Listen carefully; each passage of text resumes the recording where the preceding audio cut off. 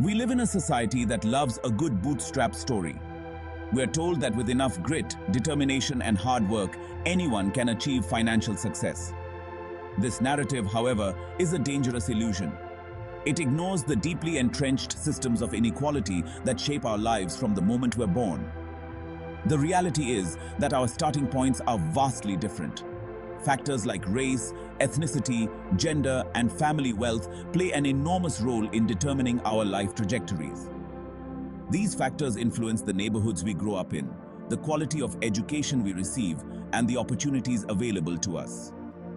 To pretend that financial success is solely a product of individual effort is to deny the very real barriers that prevent so many from achieving economic security. Systemic issues like discriminatory lending practices, unequal access to healthcare, and a tax code that favors the wealthy work together to perpetuate a cycle of poverty and inequality. This isn't about denying individual agency or the importance of hard work. It's about acknowledging the uneven playing field and understanding how systemic forces can make it nearly impossible for some to get ahead, no matter how hard they try. The circumstances of our birth matter more than we often care to admit. Children born into affluent families are statistically more likely to succeed. They benefit from generational wealth, access to high-quality education, and social networks that open doors to opportunity. Conversely, children born into poverty face an uphill battle from day one.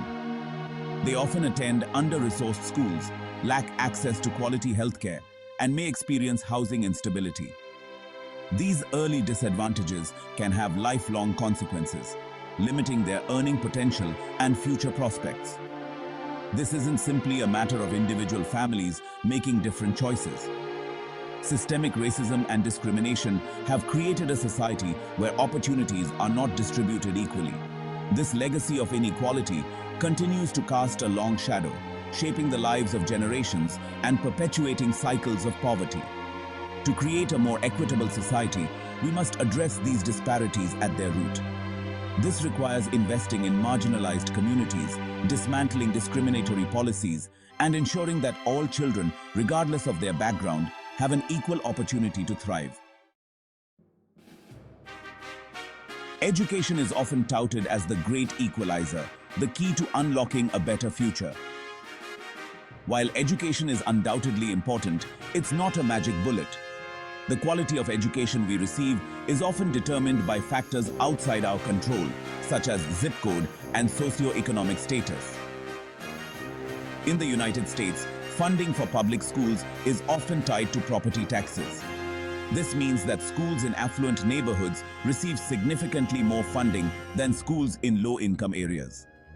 This creates a system where children from disadvantaged backgrounds are often trapped in under-resourced schools with larger class sizes, outdated textbooks, and fewer extracurricular opportunities.